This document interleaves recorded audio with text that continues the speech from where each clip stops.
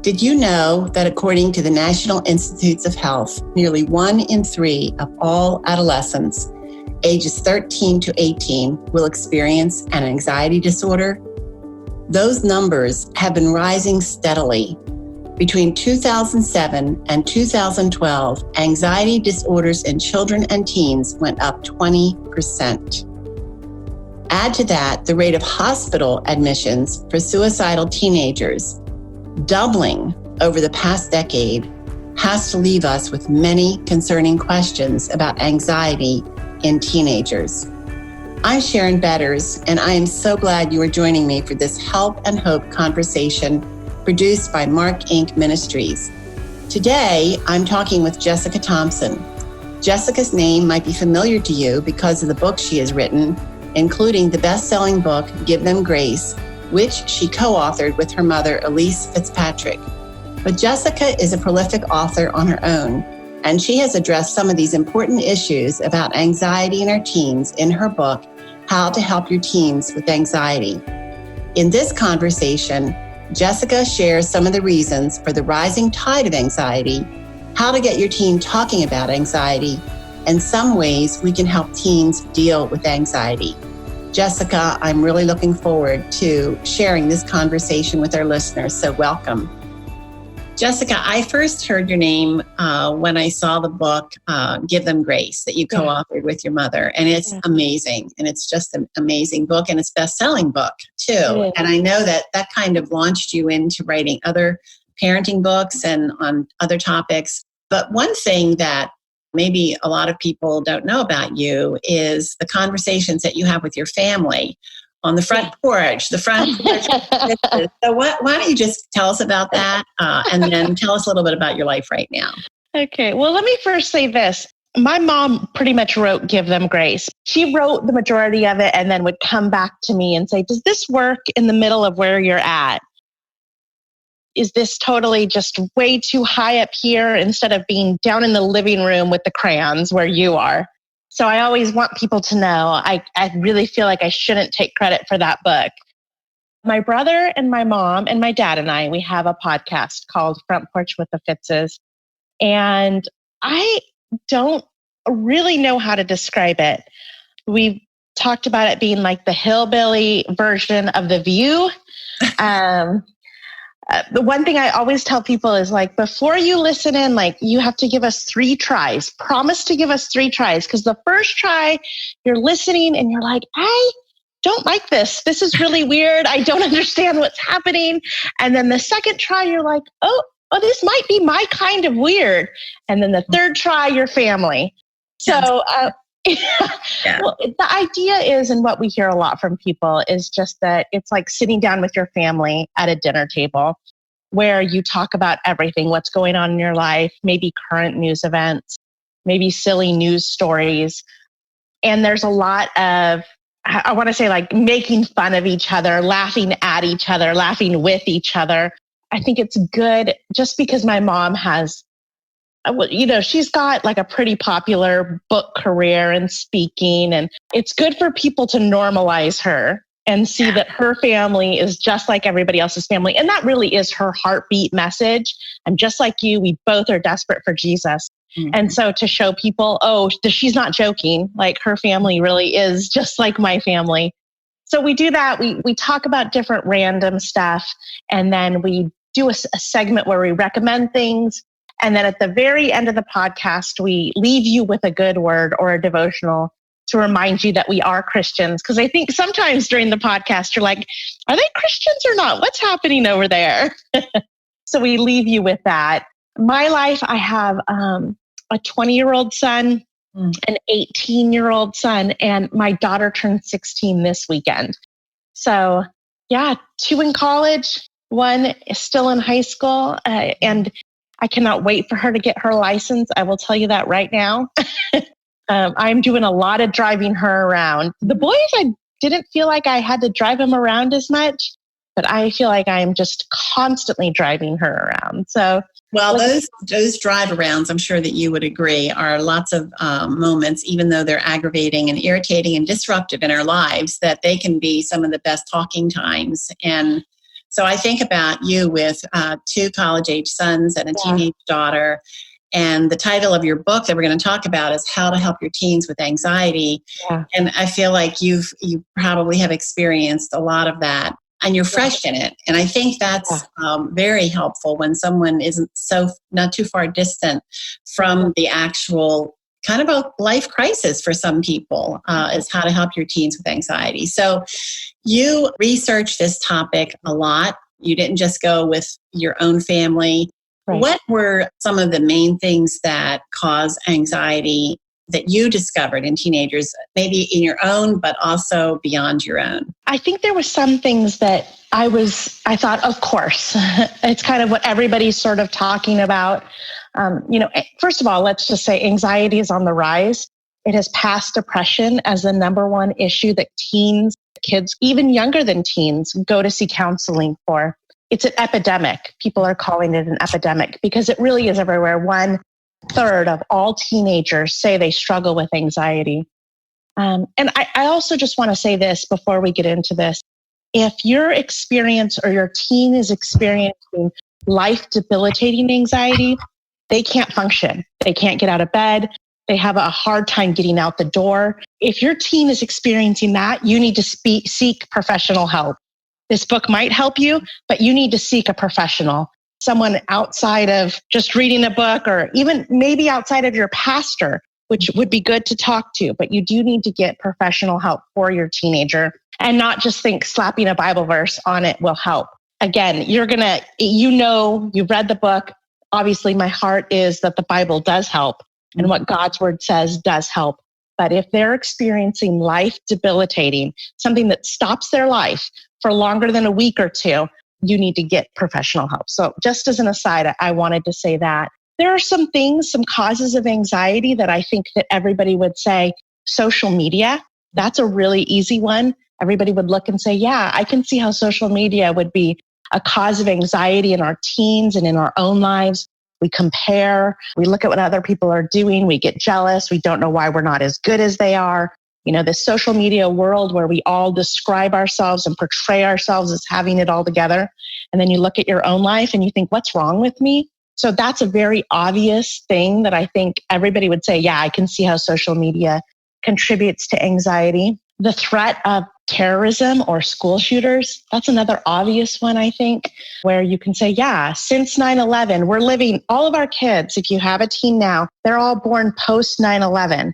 They've only ever known a world where terrorism like that has happened on U.S. soil. They've only ever known a world where shootings they're common almost. It doesn't feel like we go by a month without some other big shooting happening. Our kids now live in a world where that's a reality, where, maybe for us it was something different, but it wasn't a school shooting. It wasn't going to school and you're afraid that someone's going to come in the doors. It wasn't going to a concert and being afraid that someone would come in. Those are both things that I think are obvious contributors to the rise of anxiety.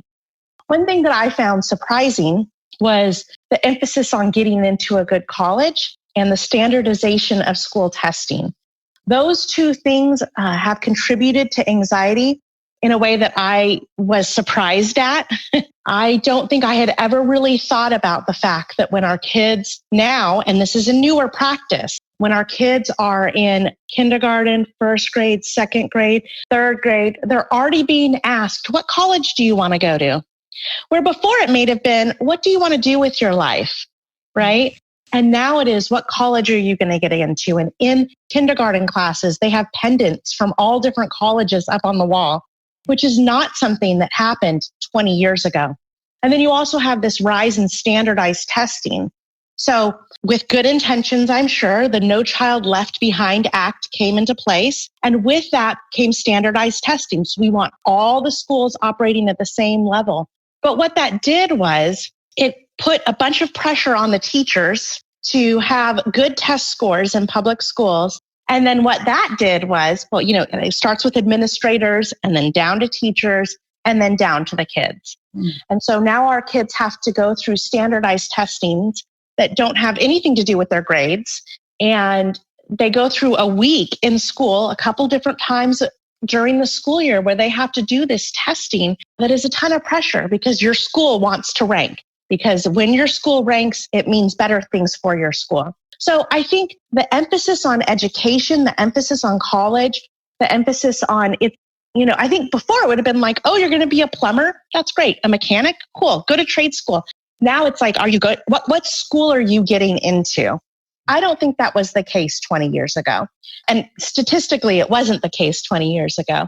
And so because of this pressure to get into the right school, that has also caused a severe increase in anxiety. If you talk to teens, that's one thing that's really on their mind. That's something when I read your book and I read that, I thought, I'd never thought about that before. Probably because our kids were at the beginning of that. And so they didn't have the same kind of pressure, but I can see that. Yeah, when you were in kindergarten, I want to be a fireman this week, and next week I want to be a truck driver, and it changes, and it's okay because you're a kid. Nobody expects you to be working toward that one thing you say in kindergarten. But so with parents today, why is it hard sometimes for parents to acknowledge that their teens have ongoing anxiety that is affecting their view of life? What do you think, that they're ignoring it on purpose, or what do you think is the problem there? Well, I think there's a couple different types of parents, like parenting types. Some parents are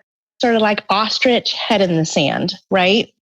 And that means I'm not going to acknowledge anything that's going wrong in my kid's life. I'm just going to plow forward. We're going to act like everything's okay. And then there's this other type of parent who sort of controls everything, right? So I'm going to control where they go all the time. I'm going to look at every single grade they get. I'm going to ask them why they got a B or a C. I'm going to hover over everything. The reason for both of these parents is actually the same. And the reason that you either hide your head in the sand or you overparent or helicopter parent is because you're anxious yourself. You're anxious about how they're going to turn out. So you can either swing over here and ignore it, or you can swing over here and think you can control it. And I think a lot of the time, the reason that parents act like their kids aren't anxious is because they're afraid. They don't know how to deal with it. They don't know what to do to help them. Maybe parents experiencing their own anxiety. And so when they start to see that in their kids, they immediately I'm not going to deal with that. I can't deal with that, because their own anxiety sort of makes them shut down. But it really is this matter of, all of us want good things for our kids. All of us want our kids to have a bright future. And so when we see things in them that maybe will take away from that, or we think will hamper their chances at having a successful life, as parents, we don't know what to do with that. And so I think a lot of times parents don't want to look at it because they think, oh, that must be my fault. And they don't want to look at that either. Or they think that because my kid is anxious, it must say something about me as a parent. Because my kid is anxious, I must not have done something right. And, we never want to confront our own brokenness. We never want to confront our own parenting failures. So I think that there's a few different reasons parents ignore it. They may be dealing with anxiety on their own and they can't add that into their life, so they pretend like it's not there. They may find their identity in their parenting. And so when they see something's wrong with their parenting, or something might be wrong with their kids or different about their kids, they don't want to deal with that, because it means that their own identity has now been rocked. So I think there's a few different reasons parents ignore anxiety, or they just think, get over it, you're fine, right? You don't have anything to worry about. You got a roof over your head. I make you dinner. I drive you to school. What is your issue? Get over it. Not understanding that there actually might be a real mental illness going on in your kid's life, or there might actually be stressors in your kid's life that you don't even know about. And so I think telling your kid just get over it, that's never helped anybody. It feels like an easy way out, but it's not a helpful one. You mentioned helicopter parenting, and we thought about that, that the parent who has to be involved in every minute of their child's life. And I think that the ones who are, they feel like this is the way you're supposed to parent. You're supposed to care about your child. You're supposed to make sure that they're never hurt, that they're never mistreated, that they always, it's a trophy for everybody kind of thing, making sure that everything is fair from parents' perspective. But what What is deeper? What do you think goes deeper than just a parent demonstrating what they believe is love for that child? Yeah.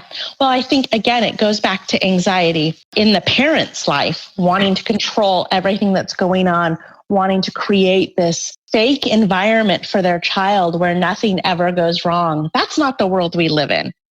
The world we live in is full of brokenness, filled with sinners.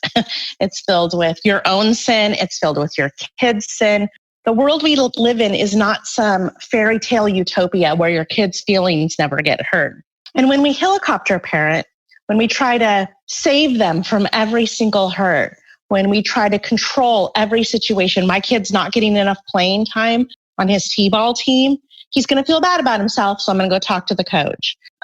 My kid doesn't get an A, even though I think that paper was really great. I actually wrote it myself, so of course it's great. When we try to control every single thing that's happening in our kids' life, what we're doing is taking away from them the ability to learn how to walk through difficult situations. So the very thing that we're trying to protect them from, anxiety, hurt feelings, any of those things, is the thing that we're actually foisting onto them. It's the thing we're pushing them into. Because when they don't know how to deal with not being picked first, when they don't know how to deal with not being invited to the party, then they're not going to know how to deal with not getting into the college that they want to get into. They're not going to know how to deal with not getting the promotion that they wanted. See, life is full of hurt and brokenness. And when we're trying to control the environment so much so that our kids never have to experience anything painful, we're actually taking away from them. We're stunting their growth in how to grow, like growing emotionally. How do I deal with setbacks? How do I deal with disappointments? And parents are doing this all across the board. And I get it. Like, I don't want someone to, when I hear that someone has been mean to my daughter at school, my mom instinct is to go and very gently talk to that child. No. My instinct is to go and tell that kid, stop it. What do you think you're doing? Right? My instinct is that mama bear instinct that rises up. And while there might be times and situations where that's appropriate, if your kid is being bullied to an extent that is making them not want to go to school, I mean, there are things that need to be talked to. You do need to talk to school administrators or to someone in your church if their kid is unkind or whatever. There probably are times you need to talk to people. I think that probably there are, the majority of the times is it would be better for you to teach your kid how to walk through that because they will experience it their whole life. I mean, I still experience people being unkind to me. I'm sure you do too.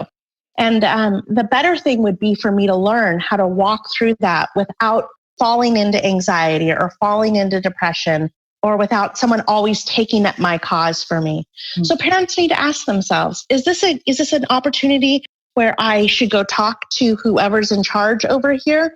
Or is this an opportunity for me to step back and teach my child how to walk through this situation? You know, it might be both, and that's great too. But I think our instinct is, I just want to go fix it all so they don't ever experience pain. And that's not good for them at all. You're actually pushing them into pain for their future, you know, because they won't know how to deal with their wife or their spouse or significant other doing something they don't like. They won't know how to deal with their boss telling them, you did this wrong. So preparing them for life instead of like saving this precious time where nothing bad ever happens to them. We need to look at that whole picture and decide what's better for them in the moment. I remember when our kids were little, one of our friends, really good friends, I would consider them, and they would probably say, yes, they were helicopter parents. Mm-hmm. And I'll never forget, there was a church organization and they always had this race car contest. I can't remember what it's called, but probably every kid has done it, where you're supposed to paint your own car and you design it and you put weight in and all that. And I don't think I was a helicopter parent. I might have been the other extreme at times, but I didn't worry about it. I thought, if they don't do it, they don't get it done, and the night comes and go get it. And so it's on you. And so, of course, they never had a winning car, and they always looked like they just slapped a coat of paint on it. And then here comes their dear friend who, it's a race car, top of the line, going to win every time. And I admit, I felt guilty about that. I thought I wasn't a good parent. And then doing their homework for them. You think doing it with them, but in reality, the reports that, when you go and see all the displays, you think, right. that first grader did not do this for sure. Yeah. Now, my first grader, it looks like a first grader did it. So, Jessica, I think that's a struggle for me personally. Yeah. I'm 71. I have 4 children, 14 grandchildren. And as I was reading your book, I was thinking back to how we raised our kids. And I thought, this is such a battle to know how do you teach your children a good work ethic without burdening them with your own personal need to be a perfect parent. Right. How do you do it? And can you even do it so that you don't feel guilty all the time? If there's a way to do it without questioning yourself constantly, I haven't found it. I really do think that's part of parenting. I think parenting is this constant, am I making the right decisions? What's going on here, right? Paul Miller said that he found that he did his best parenting by prayer. And I think it's this constant like, oh, I'm going to step back and pray about this. I'm going to step back and not try to control this situation. And I think a lot of us, probably all, most of us really find our identity in our parenting. If I have good kids, if I have a son that scores the touchdown, if I have a daughter that looks pretty, which is ridiculous, I get it. But it's the way our hearts operate. If I have a daughter who gets straight A's, if I have a son who leads a young life group, any of these things, we find our identity in any of them. If I have these list of things, if my kids turn out this way, then it somehow validates who I am as a person. I find my righteousness in how my kids turn out. My okayness with God and with others comes from how my kids turn out. And we all do it. We all find our identity, our righteousness, our okayness in the works of our children. And we end up using them instead of loving them. And our kids can't bear the weight of that responsibility. They can't bear the weight of our identity. And so what we're doing when we are constantly like, I got to make sure the car's just right. I got to look over their homework and make sure that's just right. I'm going to get them the best lessons available. And if they fail at baseball or piano or whatever it is, I'm going to let them know how much money I spent on it, how much that cost me, not just monetarily, but how much that cost me because I have to work hard for it. I'm going to lay all this guilt on them to somehow be better. Because when they're better, I feel better about myself. When they're better, I think I'm killing it as a parent. And I think the answer to that, of course, is that we find our identity in what Christ has done for us. That we don't find our identity in our kids' accomplishments. We find our identity in the work, the life, the death, and the resurrection of Jesus Christ. And that He looks at us, God looks at us, and because we're in Christ, He says, "You're my beloved, in whom I'm well pleased." And so as we take that identity and we remind ourselves of who we are in Christ, we're forgiven. Every parenting failure is forgiven. Every parenting failure, every time you sinned against your kids, as far as God is concerned, it's forgiven. You may need to ask your kids for forgiveness for things that you've done, and I would encourage you to do that. But as far as God's concerned, you stand completely righteous. You stand completely forgiven before Him. And as you operate out of that overwhelming sense of welcome and belovedness, you're able to love your kids in a different way. You're able to love them without needing them to build your identity. If you're looking for your kids to build your identity, you're going to feel either anxious and depressed if your kids aren't doing well, or you're going to feel proud and self-righteous if they are. And neither one of those is a good place to be. The best place to be is reminded daily, my identity is in Christ. I'm loved, I'm forgiven. And because of that, I can love my kids without needing anything from them to build my identity. Can't love your kids and use them at the same time. And when you do, you'll end up anxious yourself and you'll make them more anxious. Yeah. So I think as far as feeling guilty as a parent, we all do. And again, there might be times where you need to go to your kids and ask for forgiveness. But I think a lot of it is taking that to God and just saying, help me to know here what's appropriate to feel guilty about, because there are things that we should think, I should change that part of my parenting, screaming at them every day, not good. And there are other things that we feel guilty about, maybe like not making the best car, that we just think in eternity, that doesn't really matter.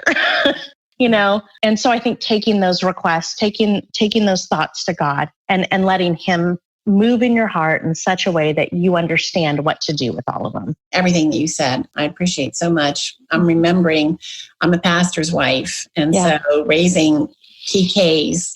Bless you and bless them. I know. And our boys especially were ornery. I mean, they were ornery, and I'd have to take them out of church and apply discipline and all of that. And I have to say, I felt totally humiliated when they would misbehave. Yeah. And I was talking to another pastor's wife. She's older than me, and I used to babysit her kids. So I know they were a handful too.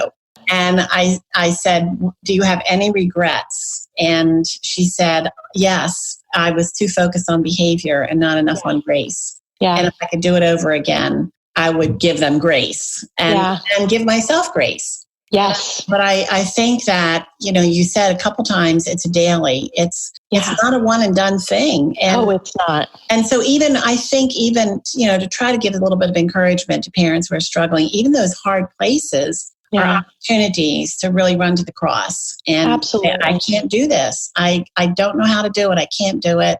You've got to carry me through this. And that, when that heart is going on in your own, if that's going on in your own heart, that it's going to flow out to your children, but it may not be coming a gush from your heart. It may just be a trickle as you're growing in grace, giving yourself grace. You also said Paul Miller, who's one of my favorite authors, and just as a plug, we interviewed he and his wife about raising their daughter who has autism. But so you can check out markinc.org and you can find a wonderful conversation with them. But the thing that I took away from his book on prayer, which I absolutely loved, was when you pray, you turn from worry to watching. And in this season of life where friends of mine call the duct tape season of life, where you put duct tape across your mouth and you don't say a word to your adult children and all of that. There's one who wants us to take the duct tape off and to speak to him all the time, and that's the Lord. And then to watch for the opportunities that come in a way that you never expected. So I think when you're praying for your child that way, and they have a meltdown or they're miserable in the car ride home, opportunity for what you just said to say, oh, Lord, I prayed for him this morning. Okay, this is my moment. How do you want to handle it? Yeah. But it is a marathon. It is. Absolutely. And I, like you were saying, it's like every day and it's multiple times a day, right? It's this constant reminding yourself, I'm not in control, but there is one who is, and he cares deeply for me. And he cares deeply for my kids. And so because of that, I can rest in his goodness, in his care for me. And I think that is this constant reminder. And then the other side of that is reminding yourself of that don't beat yourself up for the times that you don't do that. That doesn't change you or help you. That just makes you fall deeper into condemnation.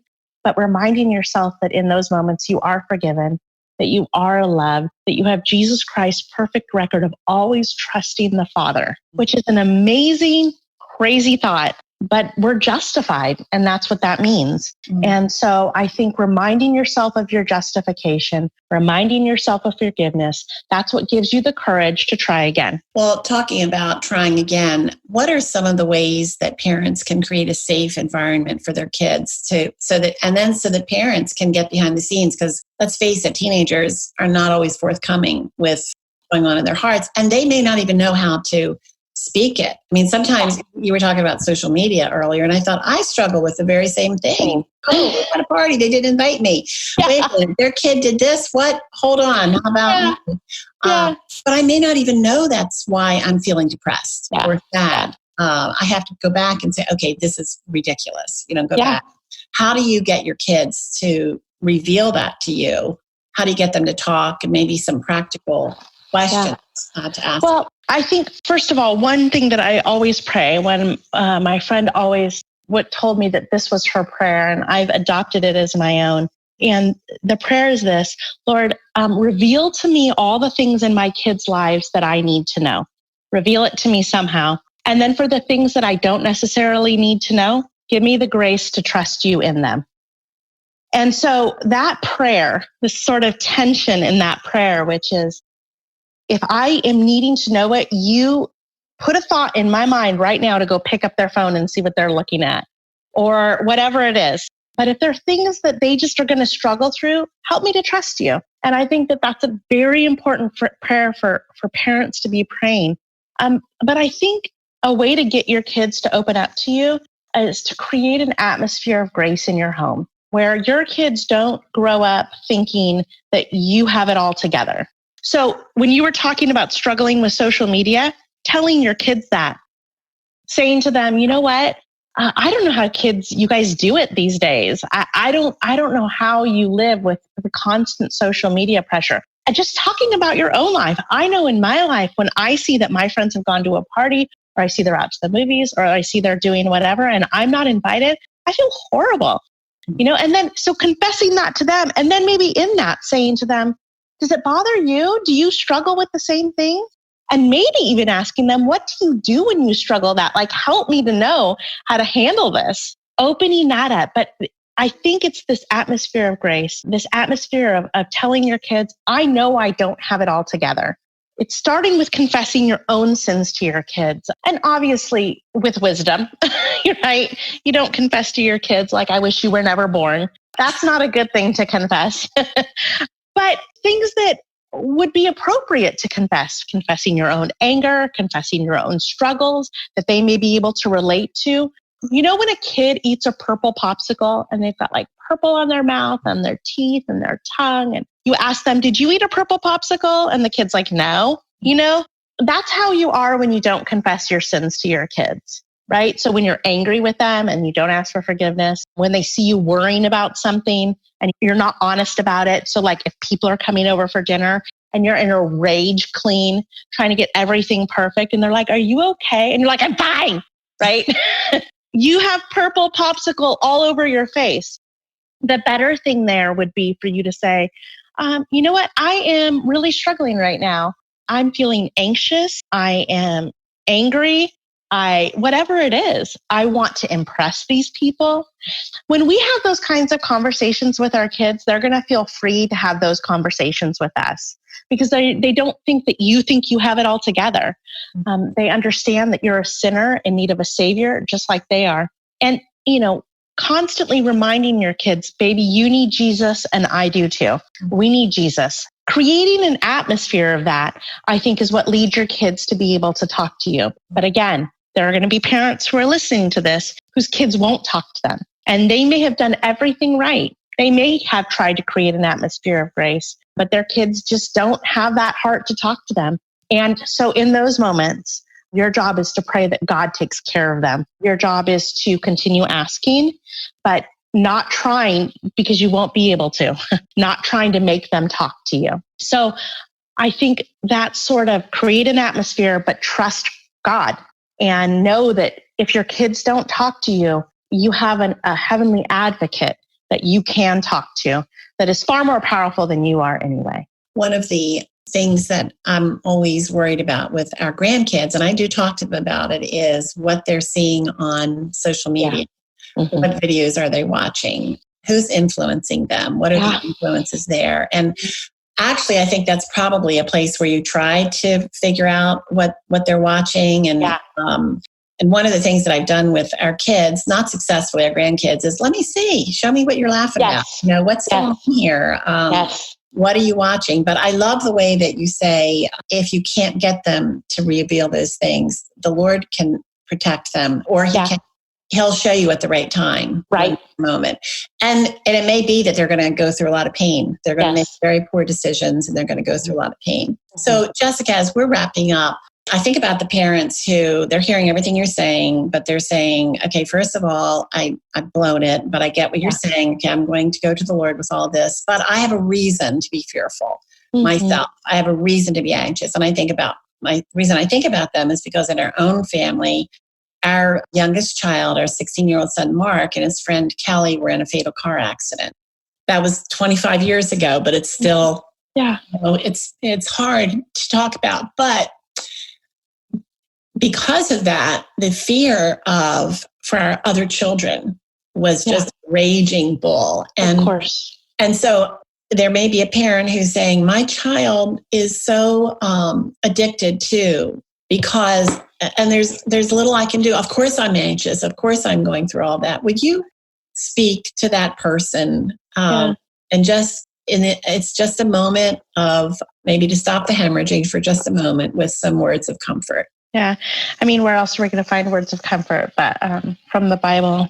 And so 1 Peter 5, 6, and 7 says this: "Humble yourselves, therefore, under the mighty hand of God, so that at the proper time he may exalt you, casting all your anxieties on him because he cares for you."